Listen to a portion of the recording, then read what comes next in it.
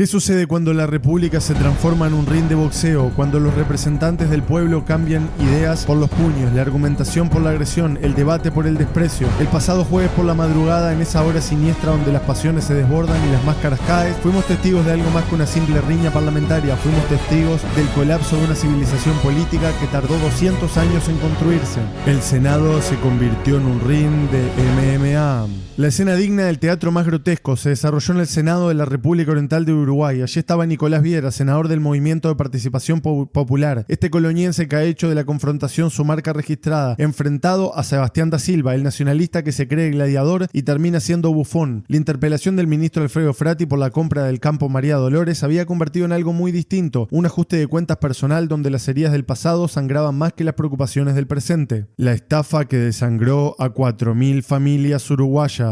Pero para entender la magnitud de este debacle debemos retroceder en el tiempo, buscar las raíces de esta podredumbre. Conexión Ganadera, ese nombre resuena en los oídos uruguayos como el eco de una traición nacional. Pablo Carrasco y Gustavo Basso habían montado el esquema perfecto, un fondo ganadero que captaba ahorro privado prometiendo rentas fijas del 7% cuando en realidad estaban construyendo un castillo de naipes de 250 millones de dólares, un esquema Ponzi disfrazado de inversión rural, creado desde un principio como una estafa que supo evadir los controles del Banco Central. Cuando en enero de 2025 el edificio se desplomó, más de 4.200 inversores se encontraron con sus sueños de rentabilidad, se habían evaporado como rocío de verano. Y aquí entra da Silva, el senador blanco, el rugby que confunda el Parlamento con una cancha del Carrasco Polo Club. Había sido señalado, con razón o sin ella, como uno de los promotores públicos de Conexión Ganadera. Las acusaciones volaban como balas perdidas, que había recomendado la inversión, que tenía vínculos con los estafadores, que era cómplice de la traición nacional. Da Silva lo negaba, pero las sospechas se clavaban en su reputación como espinas en carne viva. El momento exacto en que todo explotó.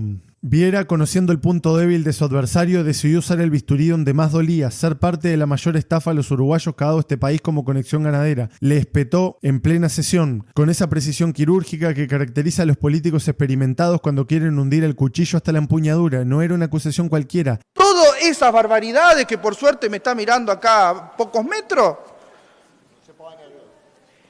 es lo que dice el senador que le recomendó a una cantidad enorme de uruguayos que invirtieran en Conexión Ganadera. No soy atrevido, vaya y se sienta allá. Sí, lo felicito, lo felicito. Es el mismo senador, espero que me descuente, que me sume después los minutos, presidente. Es el mismo senador que anduvo micrófono por micrófono recomendándole a los uruguayos que era un excelente negocio invertir en Conexión Ganadera. Todos con las Ferrari ruedas para arriba. Así quedaron, así quedaron. Pero además, señor presidente, de ser parte de la mayor estafa a los uruguayos que ha dado este país, como es Conexión Ganadera. Eso no se lo permito.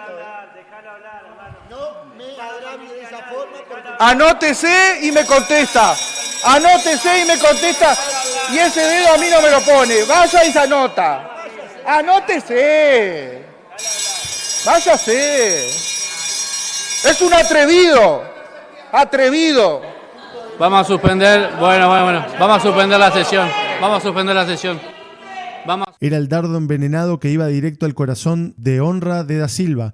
La reacción fue inmediata y devastadora. Da Silva, ese hombre que se precia de su masculinidad, que hace rugby, su escuela de vida, que confunde la política con la guerra, no pudo controlar la furia que le hervía en las venas. Le gritó a Viera, con toda la carga de odio y homofobia que estas dos palabras pueden contener en la sociedad uruguaya de 2025. Sebastián Savinio, oficialmente presidente de la sesión, suspendió inmediatamente el acto, pero el daño ya estaba hecho. El insulto homofóbico había resonado en los pasillos del Palacio Legislativo como una bofetada a la democracia misma. No era solo una agresión personal, era el símbolo de una degradación institucional que llevaba años gestándose en las entrañas del sistema político uruguayo. La estrategia maquiavélica detrás del insulto.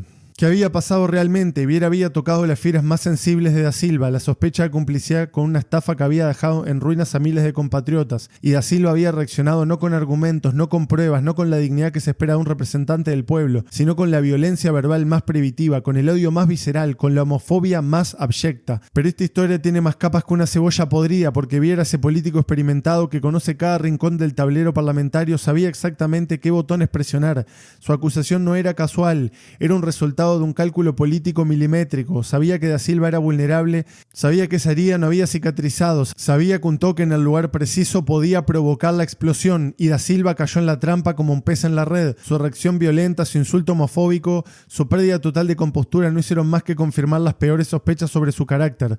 Un hombre que no puede controlar sus impulsos ante una acusación. ¿Cómo puede pretender gobernar un país? Un legislador que recurre a la agresión homofóbica ante la presión. ¿Qué credibilidad puede tener para dictar leyes? Cuando el Frente Amplio olió sangre en el agua. El Frente Amplio, con esa habilidad que caracteriza a la izquierda uruguaya para convertir las crisis ajenas en oportunidades propias, inmediatamente se subió al caballo de la indignación moral. Habló de delito de odio, de homofobia inaceptable, de aplicar el artículo 115 de la Constitución. Blanca Rodríguez salió a los medios a condenar lo sucedido. La bancada oficialista se cerró en torno a Viera como un ejército protegiendo a su general herido. La llamada radial que cambió todo.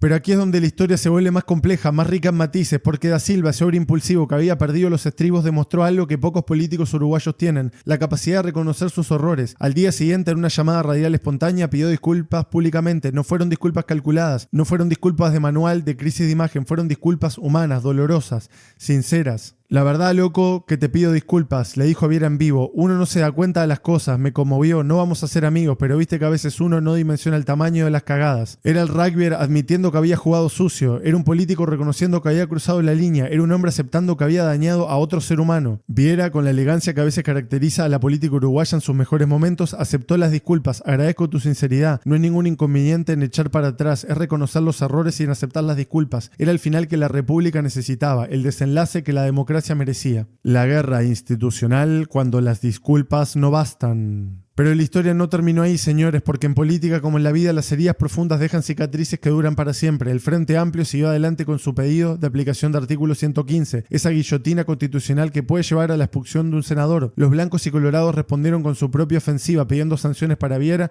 por sus acusaciones sobre conexión ganadera. El Senado se había convertido en un campo de batalla donde cada uno disparaba sus cañones legales, donde cada partido utilizaba sus armas institucionales para destruir al adversario.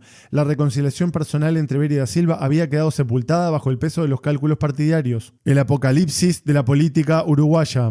¿Qué nos dice todo esto sobre el estado de la democracia uruguaya en 2025? Nos dice que estamos ante una crisis profunda, no solo de formas, sino de fondo. Nos dice que la política uruguaya se ha contaminado con los virus de la polarización extrema, del odio como herramienta del poder, de la descalificación personal como estrategia electoral. La paradoja es cruel. En un momento donde Uruguay necesita más que nunca de la unidad nacional para enfrentar los desafíos del futuro, nuestros representantes se dedican a destruirse mutuamente en espectáculos dignos del circo romano, mientras 4.000 familias lloran por la pérdida de sus ahorros en la estafa de conexión ganadera, mientras el país se enfrenta a desafíos económicos estructurales, mientras la región se debate entre la democracia y el autoritarismo, nuestros senadores insultan como adolescentes en el recreo del liceo. Da Silva pidió disculpas, es verdad, y eso lo honra como ser humano, pero el daño institucional ya está hecho. El Parlamento uruguayo, esa institución sagrada que nos ha dado 200 años de democracia, había quedado manchada con la saliva del odio. La imagen de la República, construida a lo largo de generaciones de estadistas, había sido dañada por la imperacia de hombres que confundieron la política con la pelea de bar. La profecía, lo que viene después del desastre.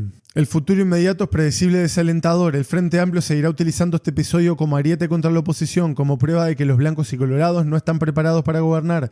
Los partidos tradicionales responderán con sus propias acusaciones, con sus propias descalificaciones, con sus propias estrategias de destrucción mutua. Mientras tanto, el Uruguay profundo, ese país de gente trabajadora y honesta que mira la política con una mezcla de esperanza y desencanto, seguirá preguntándose cuándo sus representantes volverán a representarlo de verdad, cuándo la política volverá a ser el arte noble de construir el bien común, cuando el Parlamento volverá a ser el templo de la democracia y no el circo del odio. La democracia uruguaya sobrevivirá a este episodio como ha sobrevivido a tantos otros, pero cada crisis como esta, cada explosión de violencia verbal, cada degradación del debate público es una piedra más en el camino hacia el abismo, y cuando se llega al final del camino, cuando la democracia uruguaya esté verdaderamente en peligro, no podremos decir que no fuimos advertidos, porque las señales están ahí, gritándonos desde el Senado como los gritos de Da Silva en esa madrugada de jueves que preferíamos olvidar porque estamos condenados a recordar.